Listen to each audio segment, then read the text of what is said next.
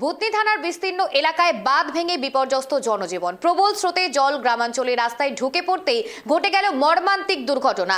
জুলাবিরতোড়া এলাকায় 21 বছরের এক যুবক বাড়ি ফেরার পথে সেই জলস্রোতের কবলে পড়ে প্রাণ হারান এবং প্রত্যক্ষদর্শীরা জানান জলস্রোত পার হওয়ার সময় আচমকাই ভেসে যান ওই যুবক। সঙ্গে সঙ্গে গ্রামবাসীরা উদ্ধার করতে জলে ঝাঁপিয়ে পড়লেও শেষ পর্যন্ত তাকে বাঁচানো সম্ভব হয়নি। কয়েক মিনিটের মধ্যে জল থেকে তুলে আনা হলেও চিকিৎসকেরা তাকে মৃত বলে ঘোষণা করেন। ঘটনার জেরে এলাকায় নেমে এসেছে শোকের ছায়া। শোকস্তব্ধ পরিবার বর্গ সহ প্রতিবেশীরা। টেলিফোনে রয়েছে আমাদের প্রতিনিধি রুহুল, এই মুহূর্তের কি আপডেট রয়েছে?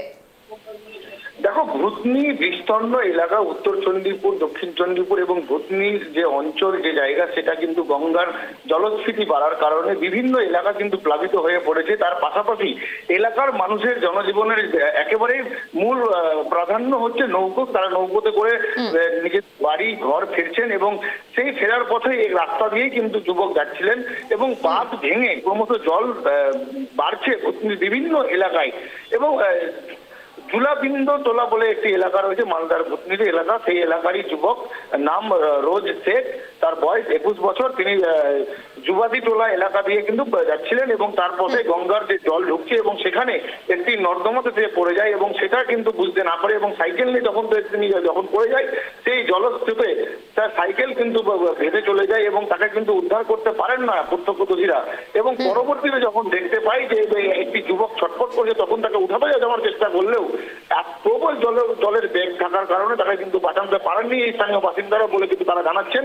এবং বেশ কিছু মানুষ জলে ঝাঁপ দিয়ে দেন এবং ঝাঁপ দেওয়ার পর তাকে উদ্ধার করা হয়।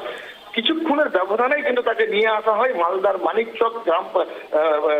মানিকচক যে চিকিৎসা কেন্দ্র রয়েছে সেখানে, হাসপাতালে, এবং তারপর সেখানে তার চিকিৎসা শুরু হয় এবং কর্তব্যরত চিকিৎসকরা তাকে কিন্তু মৃত বলে ঘোষণা করে। এবং স্বাভাবিকভাবেই তার মৃত্যুর খবর যখন তার বাড়িতে পৌঁছায় এবং এলাকাবাসীরা যখন জানতে পারে, রীতিমতো তারা কিন্তু ভেঙে পড়েন এবং কান্নায় কিন্তু গোটা রাত কিন্তু তারা সেই হাসপাতালের বাইরেই কিন্তু থাকেন। এবং তোমাকে জানাবো, তারপর তার মৃতদেহ সেখান থেকে মালদা মেডিকেল কলেজ হাসপাতালে পাঠানো হয় পুলিশের তরফে ময়নাতদন্তের জন্য।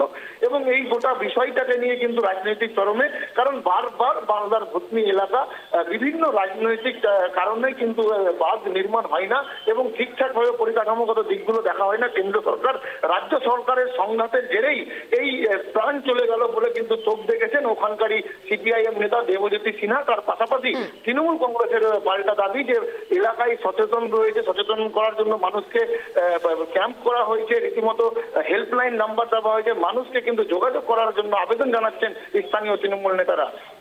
সুপ্রিয়া, ধন্যবাদ রুহুল। আমরা যে খবর থেকে নজর রাখছিলাম, একেবারে ভূতনিতে বাঁধ ভাঙা জলস্রোত, সেই জলস্রোতেই কিন্তু ভেসে গিয়ে মৃত্যু হয়েছে একজনের। রীতিমতো এই ঘটনার জেরে শোকের ছায়া সেই পরিবারে। খারাপ লাগলো যে বিপর্যয়কর বাহিনী নাই, ওদের পরিবার ওখানে স্পিড বোট খুঁজেছে। তাহলে এত বড় একটা বন্যা হতে যাচ্ছে, রাজ্যের কোথাও বন্যা নাই, বিপর্যয়কর বাহিনী থাকবে না? এই যে কেন তারা এখনো তো ফাঁড়ি মোড় থেকে খুসবুরটোলা মোড় পর্যন্ত শুকনো আছে, অনেক উঁচু জায়গা, ওখানে একটা প্রাইমারি স্কুল আছে। তাহলে বন্যার সময় ইমার্জেন্সির কাজ কি? তাদের পরিবার বিপর্যয়কর বাহিনী তোলেনি, গ্রামবাসীরাই ডুব মেরে ভেতর থেকে উঠিয়েছে। তারপর হচ্ছে যে তার দেহটাকে বাড়ি নিয়ে গেছে, তারপর হচ্ছে ওখান থেকে নৌকা করে নিয়ে এসছে। মোকাবিলায় বিপর্যয় টিম ছিল, কিন্তু খবর দেওয়া আর তার বিপর্যয় টিমের কাজ করা এগুলো তো একটা সময় সাপেক্ষ ব্যাপার এবং একটা মানুষকে জলে পড়ে যাওয়ার 2 মিনিটের মধ্যেই আর ফিরে পাওয়া খুব মুশকিল হয়ে যায়। সেক্ষেত্রে একটা বিরাট বড় লস বললেই চলে। আর বন্যা আবার বেশ চারিদিক থেকে জাঁকিয়ে ঢুকেছে আর গঙ্গা যেহেতু ভেঙে গেছে ওই পাড়টা, তো সেক্ষেত্রে জলটা বাড়ছে। সুরক্ষিত থাকার জন্য আবেদন করব মানুষকে। আর অবশ্যই যেনারা সাঁতার জানেন না, নিরাপদ স্থানে থাকুন। প্রশাসন সর্বদা সহযোগিতার হাত বাড়িয়ে দিয়েছে, নৌকা বা বোট যে প্রয়োজনীয় জিনিসগুলো রয়েছে সেগুলো আছে।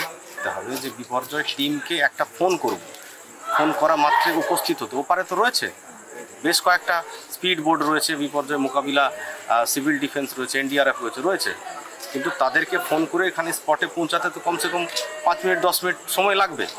সেই সময়ের মধ্যে কেউ সেই জিনিসকে আর অপেক্ষা না করে তড়িঘড়ি বাঁচিয়েছে। সাধারণ মানুষ ঝাঁপিয়ে পড়েছে, এটা হওয়া খুব জরুরি। সাধারণ মানুষের সহযোগিতা ছাড়া কেউ কোনোদিন সাকসেসফুলি কাজ করতে পারবে না। তো অভিযোগের কথা অভিযোগের মতো বলবে,